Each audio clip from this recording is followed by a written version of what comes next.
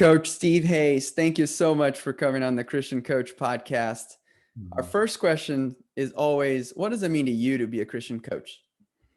The reason I got into coaching was because of my faith. I became a Christian as a 16-year-old junior in high school. And when I did, I didn't grow up in a Christian home. And so I wasn't familiar with the gospel and the impact that it has on a life until I gave my life to Christ. And when I made the decision to do it, I was very serious about my commitment. And I think I'm very blessed in that attitude, and that God began to define who I was and give me an identity that very much involves living out my calling as a coach. I feel like it's a calling, not a job or profession. And honestly, if I could find a better way to disciple and raise leaders in males, I think I would do it. I just think sports is the best avenue right now in our day and age to be able to do that with young men. And so it's been a great life. I have a lot of fun doing it. And doing it with a game of football has been especially fun. Why do you think sports is so powerful when it comes to shaping, kids' characters and instilling good knowledge? I worked in college at a church as a youth director, and I really, that's when I came to the decision that I needed to coach, because as youth director, I'd have the kids for maybe 45 minutes to an hour a week, and there wasn't a lot of group dynamic purposes. And in coaching, when you have a common purpose and a common goal for a large group of people, you really can elicit a lot of growth, a lot of training in that group, because they're working towards something that they need each other to accomplish and that they're passionate about as athletes. And so, just that breeding ground is a great place to teach a lot of life lessons. And if you're teaching lessons in faith, even more so, as far as loving one another and having discipline and just making good choices and the long-term results and effects of those choices. And so it really was kind of an evolution of how can I best use my life's callings in a way to make a difference. And I found an avenue where this common purpose of winning games and winning championships really created an atmosphere and an opportunity to pour into kids in a whole lot of different ways. And I think that really is why, I said initially that if there was a better way to grow leaders and to grow men, I would do it. But just the way sports lends itself to it makes it very simple. Yeah, I think sports automatically puts you in situations where you do have to have interpersonal relationships, even if it's an individual sport like tennis, what I coach, you have to have a coach or you have to have a trainer or anything. And it puts you in situations where you fail or when you have incredible success, and you got to use those opportunities to teach how to handle those moments the best way possible. And, I think it's important as a coach to, a lot of people say that athletics grow character, and I think that's a fallacy. If that were the case, our professional athletes would have some of the Everyone would be Tim Tebow if that was true. Right. I think it provides opportunities to teach specific things that you intentionally teach. If we're a good tackling team, it's because we do a really good job of teaching tackling and growing that. And if we're a team that has a lot of kids that display integrity and high character, is because we're very intentional in teaching our kids those things. And so it provides opportunities. But as coaches, I think it's your responsibility to lead in those ways and to make sure that you capitalize on those opportunities. It doesn't just happen arbitrarily. Yeah. You got to take that intentionality of actually, sports provides you the setting. You got to go over there and take advantage of it. Right. And that's, I think sometimes parents are like, oh, I just need to get my kids in sports. Well, true, but got to make sure that the coach is a good coach. You better pick a good leader to put your kids under and then trust them. Because if not, that can ruin them too. I agree. Yeah. You're very powerful. Yeah. You said you gave your life to Christ at 16. What was that? What was happening in your life at that time, and why did you decide to accept Christ? I had a set of circumstances where I had an absent father, really a poor example, and I chose to go the opposite way in terms I was really driven.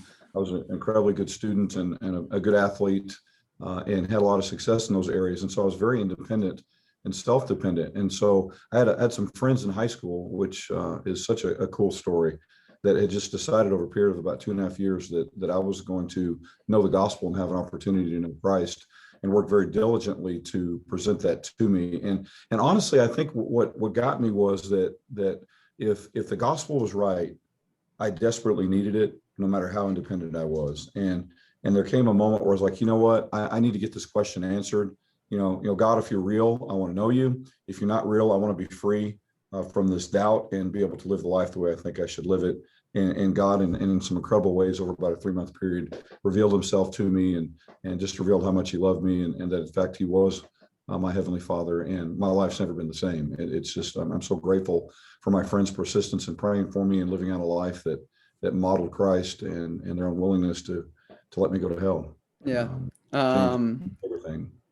The most kids, and we see this very often in coaching, and when there is the absent father, people do go the opposite way than you did. Right. It's very hard for them to stay disciplined and committed and follow through with decisions. Right. Why do you think you went the right way, and in quotation marks? How did you how were you able to still develop?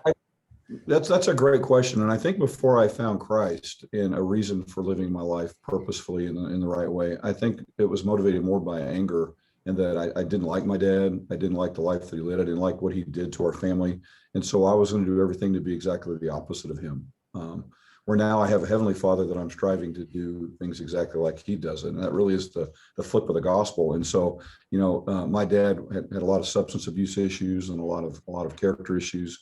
And so I just made up my mind, you know what, I'm not going to drink. I'm not going to do drugs. And, what was funny is before I became a Christian, I had a lot of the attributes of a Christian, and that I was very driven. I didn't drink. I didn't use profanity. I tried really hard to be a good person because I saw that my dad really wasn't, and I didn't like him. When I found Christ, I got a lot of freedom for that, and was allowed him to be my goodness now, and just to live a life expressing my gifts through loving the Father and hopefully making a difference through kids' lives. Yeah. Well, thanks for being vulnerable and sharing that. This is a great segue for my next question is, we know who the background of the players that we get, but we might not know the extent of the background and the deep hurt that they come with when they arrive on our programs. How can we be effective mentors for these kids? Are there things that you've done in your coaching career that you've seen work consistently in order to touch those kids' lives and show them that maybe their past doesn't define who they are? Their past doesn't give them their identity at that moment as well. Right. That's a big part of what we do. And I think, a lot of times people coach and communicate just in the way that their personality dictates. And I think that really reveals a lack of confidence in a coach. I think that you have to learn how other people communicate, and you have to learn how to communicate in their language. And I think each kid's different. And I think their language is developed by their past experiences and what they bring to the table when they show up every day. And I think a highly competent coach understands that, spends some time diagnosing the kid that he's working with, and then figuring out ways to come back and meet that kid where he's at and coach that kid where he's at. And sometimes that involves using other players. Sometimes it involves using other coaches. I think it's a team effort when you're working with a kid. And it also involves, I think, for us, partnering with parents. Our parents are highly involved in our program. We meet individually with them a couple times a year for about an hour, just discussing their kid's progress, their kid's goals, and the next steps we need to take to accomplish those goals. And then we have follow-ups to that as well. And so, it's exciting to be in a K through 12 place because you can really create a long roadmap from young to graduation of where a kid can be in 6 years. And it's a lot of fun working with the parents to do that.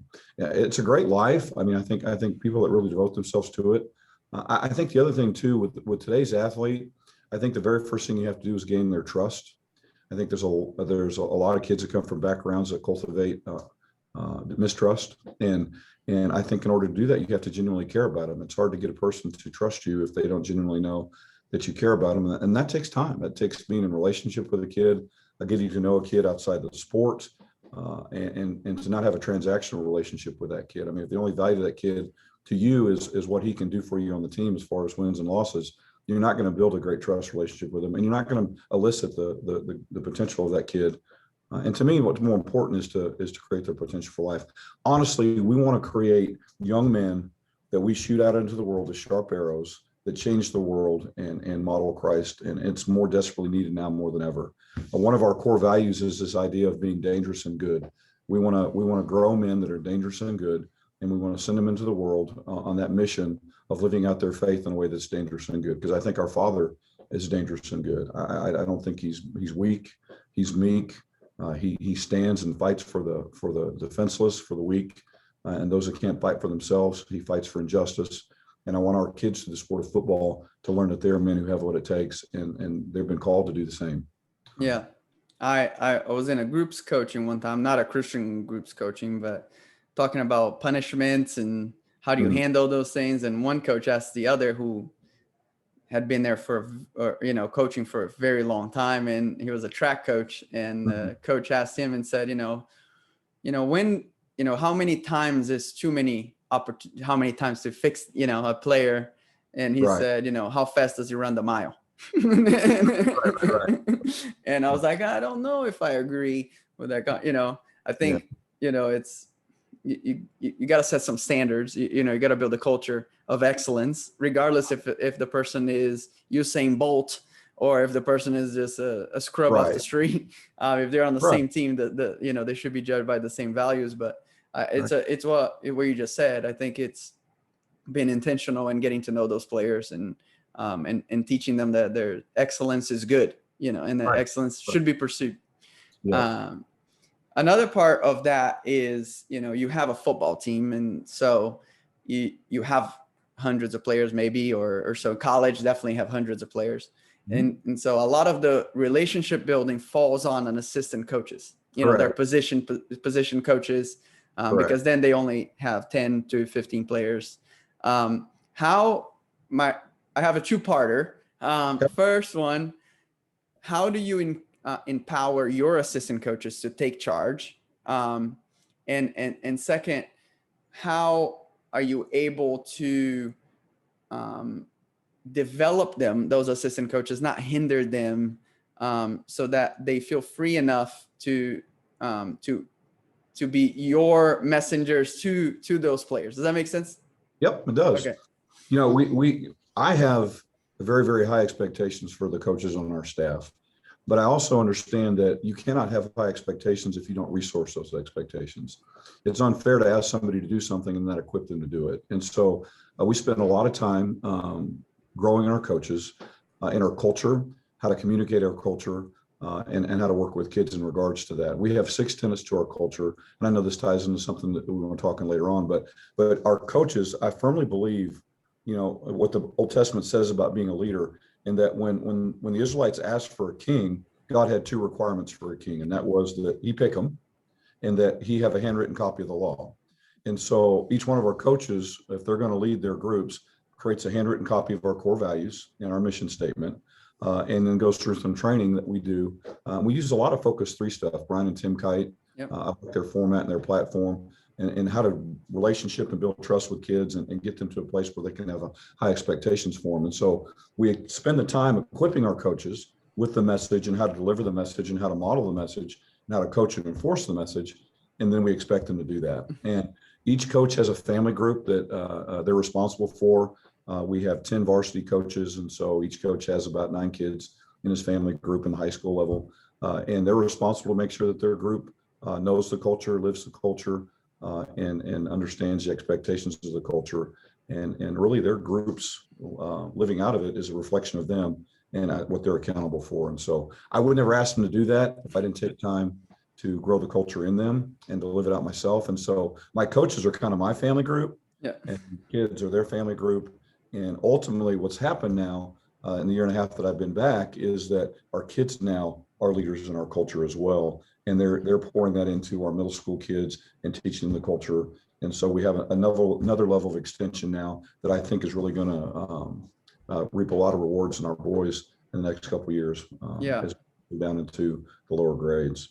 And practically speaking, it already helps them as they come to high school. They already know what the culture is like, and that makes that transition much easier. Right. Exactly. Yeah. I had another coach talking about, how he coaches the coaches and the coach, and then the position coaches go to the players and have those groups. And he talked about being pyramid scheme for good. No, we're limited as to the number of people that we can impact.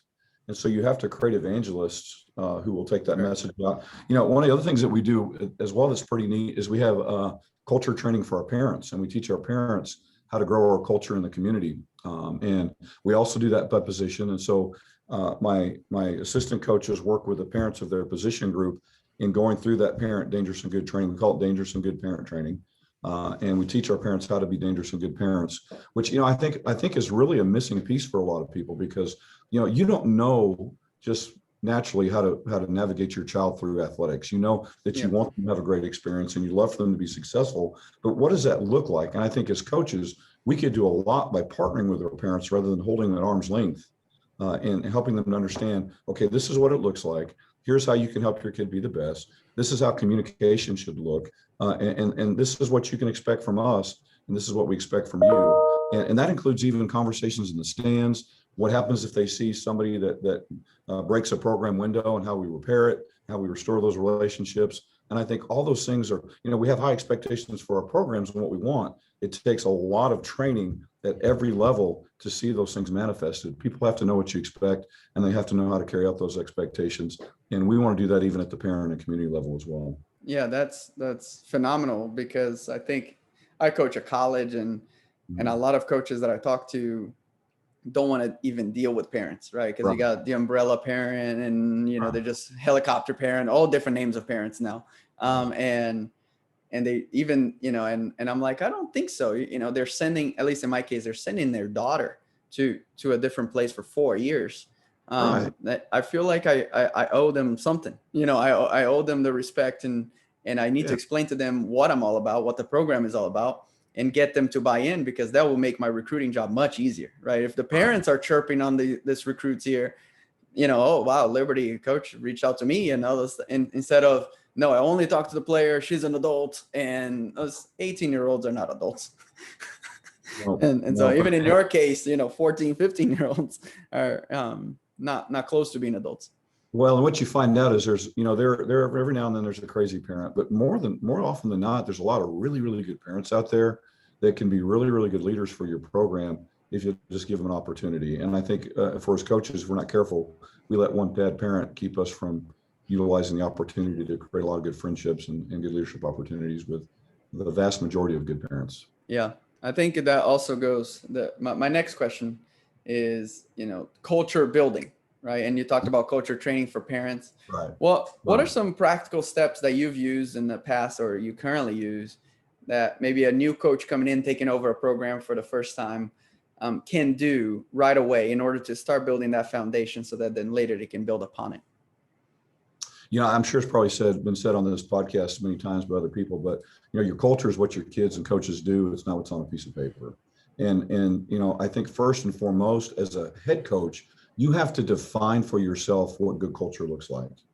And so you have to know, when you're looking at your coaches and your teams, whether or not they're living out a culture that you want to have in your program. If you can't even identify, hey, you know what, that's good culture, that's bad culture, because you haven't defined it for yourself, that's your starting point. How should my players treat each other? How should my players compete? How should my coaches interact with kids? How should my coaches, all those things that define success. And I think a lot of times we don't take the time to do it. We just jump in feet first and work hard and expect things to happen. And we don't have a really well-defined direction what that should look like. Yeah. Our culture here at TCA is, number one, we're going to be dangerous and good. Number two, we want kids and coaches that are standard chasers, not rule followers. I'm not interested in rule followers. And you talked about a kid that struggles and doesn't have a right attitude, whatever. To me, we don't wake up in the morning saying, I want to be average. I don't think God's placed in our heart that we want to wake up and be average. I think he's placed greatness in the heart of all of our kids. And I think it's how he's created us, because he's created us in his image. And so if a kid is not striving for that greatness, we've got to find out what's happened. What wounds have they received? What negative experiences and beliefs have they developed? Somewhere along the way, they've believed they can't be great. And we need to get that fixed. Because once you get that fixed, if they're self-motivated to be a standard chaser, you don't have to work. You don't even have to have rules, because a standard chaser is never late, they're early. A standard chaser they work hard because they want to be great. And so to get into kids this idea that God's placed eternity in your heart, this desire to be great, and you need to, first of all, believe that and embrace that and pursue it, then it solves a lot of problems. So we want to be standard chasers. Can I say one thing about that? Yeah, I think I've noticed recently is that the society has normalized not chasing greatness. They make it seem cool. They show those athletes just sitting and not, just laying around, and it's cool to not care. It's like, oh, I did terrible in that test. Who cares? And instead of crying because you did terrible on the test, Right. Yeah. It's a great point. I think average is encouraged, and we're going to fight that. Stand for that. We want to bring honor to our families, our faith, our school, and our team. It's about that name that we play for. We want to have great attitudes. We take a term from the Focus 3 training. We don't have BCD. We don't blame, complain, defend. We take responsibility and we fix it. And we're not afraid to fail because failure is an opportunity to grow. And so, we really reward people on our team that put themselves out there and try to do things that maybe they've never done before. And we celebrate whether they triumph or fail. And then we evaluate what they need to do to get over the next step. And it's a huge part of what we do. We give great enthusiastic effort. Effort's everything, and it's a choice. And then finally, we're tough. We really believe that. Now, I believe toughness is one of the most important qualities a human being can have in living out their life. And by toughness, I mean, I'm not going to give up until I accomplish what God's placed in my heart, period. And that doesn't mean I'm not going to fail. That doesn't mean I'm going to have to get up 100 times. But if I have to get up 100 times, I'm going to get up and I'm going to keep pushing until I accomplish what he's placed in my heart to accomplish, whether that's the outcome of a game, a vision for life, an identity that he's given me, to cure cancer, whatever. Because, as coaches, you and I both know, being around kids long enough, the kids that refuse to give up somehow find a way. Yep. I've got a 7th grade football player who's not a very good football player, but in his heart, he's decided he's not going to give up. He's going to work his butt off until he gets his goals. And by their senior year, they become great football players for us, simply because they're tough. And so, man, we really, really preach toughness in that context.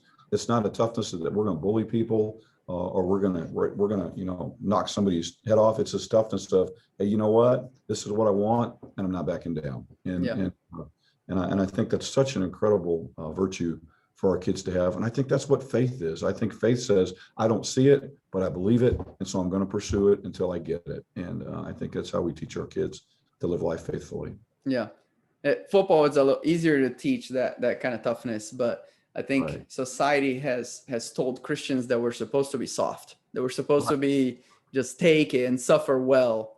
And it is true. We're supposed to suffer well because we have hope in Christ and in our future there. But we're not supposed to just take all of this without fighting back. And I think I became a Christian in college. And that was one of the first things I equated being a Christian with was, I can't scream anymore, or I can't show any negativity, or I can't on the court, and I had a few players that were Christians and a little older than I, and coaches that said, no, God gave you emotions for a reason. You're allowed to express them as long as you're not defaming God and not just being a completely idiot. I think you fight like crazy. I think from a coaching standpoint, one of the things that I've learned in the years that I've coaching is to never coach from a perspective of fear. I mean, if you're coaching because you're afraid of losing or you're afraid of failing and the reflection it's going to have on you, you're never going to get your potential out of yourself or your kids. It's this idea that, hey, you know what, I've got what it takes and we're going to figure it out. And it may take a little longer than I wanted it to, but we're going to figure it out. And the kids have what it takes and they're going to figure it out too. And we're going to do the work. And I think once you make up your mind that you're going to get the outcome that you want and you're willing to do the work that it takes, the rest kind of falls into place. It kind of works itself out and you learn some incredible lessons along the way. And so going back to my original point that we started this question, it's very easy for me to look at my kids and know whether or not we're living out their culture. If they're walking around and they're complaining because it's hot, no, we're not living out the culture, and we need to find a hotter time of day to practice until we figure it out. And if they're if they're not persevering till the end, no, we're not being tough here. We know what the outcome should be, and we're not fighting for that. And then we address that, and we're very intentional in addressing that. But if I didn't know what our culture was, then I wouldn't know how to address it, and I could come up with a plan for that. And so I think for coaches out there that are really trying to create a culture, I think the first thing you got to do is figure it out, because once you figure it out, it's really easy to evaluate and strategize how to implement it. Yeah. And from my experience, they keep it as simple as possible, right? Right. So that you can verbalize it constantly.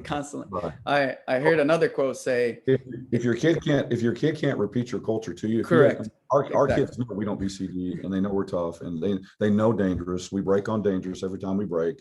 And so, if it's too complicated, they can't do that. They can't remember a bunch of stuff. Correct. Yeah.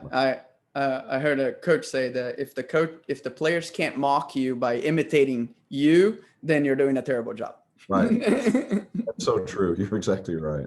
You're right. Coach, thank you so much for taking the time to be in here. How can we be praying for you? I just think it's a prayer for all leadership right now. I think it's really tough to lead well. I think there's a lot of attack on leadership right now, especially godly leadership. It's never been, I think, more at the forefront of our culture in America right now. And what the great thing about it is, real quickly where everybody stands, where before sometimes it wasn't clear. But we need to pray that the leaders in our country and the leaders of our athletic programs are courageous and strong in their stand for what's right, and to not back down. That we would have a revival of dangerous and good, because we need it now more than ever. Yeah. All right, let's pray. Yeah. Dear Jesus, Lord, thank you that you're in control of our lives, that we've put faith in you, Lord, that we know that you know what's best for us. You know what our next steps are going to be, Father, even when we don't. Lord, I pray for the leaders in there, as small as our communities, our athletic programs, high schools, universities, businesses, politicians. Lord, I pray that the right leaders will lead well, that you put Christian leaders in a position where they can shape our world, Lord, in a way that honors you and brings you glory, Father.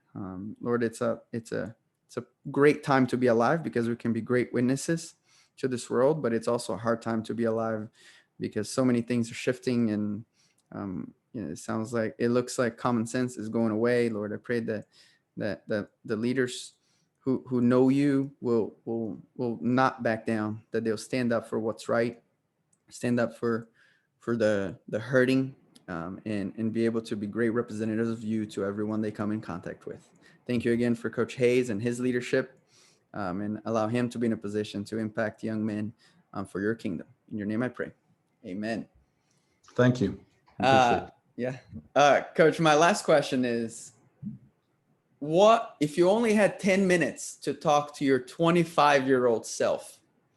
What would be the message that you want him to hear?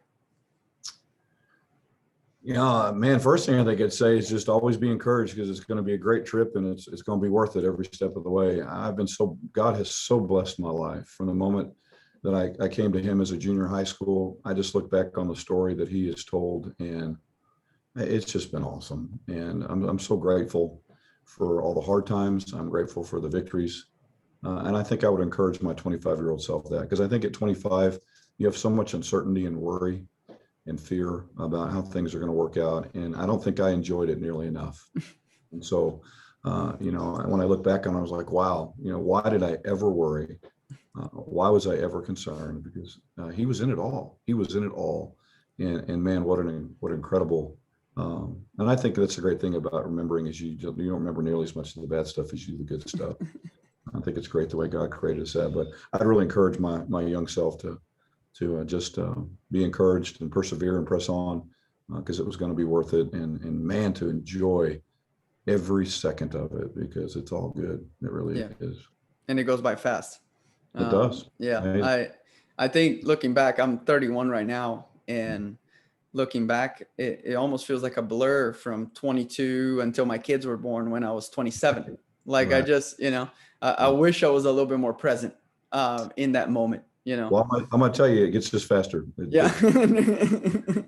So I'm thankful for COVID, for slowing us down and being able to enjoy family life. But you know what? There was a lot of, despite all the negative, there was a lot of value in it, I think. Yeah. Even for us as a team. Yeah, that's great. Well, Coach, thank you so much for coming on. I really appreciate it. Yes, sir. If there's anything I can do for you, let me know. I appreciate you doing this. I think it's a great ministry, and I appreciate you. Thank you.